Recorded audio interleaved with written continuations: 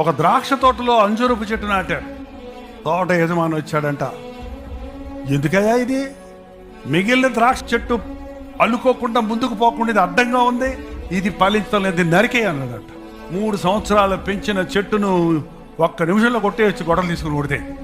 కొట్టబుద్ధి వేయలేదు. అయ్యా అయ్యా అయ్యా ఉండయ్యా, ఇంకొక సంవత్సరం ఉండని అయ్యా, ఇంకొక సంవత్సరం ఉండని, ఈ సంవత్సరంలో ఫలించకపోతే కొట్టేద్దాం, నువ్వు చెప్పినట్టే పోని, ఇంకొక ఛాన్స్ ఈ చెట్టుకి నాకు, నేను బాగా తవ్వి ఎరువు వేసి నీళ్లు కడతాను అని తోటమాలి బతిమిలాడుకున్నాడు అంటే.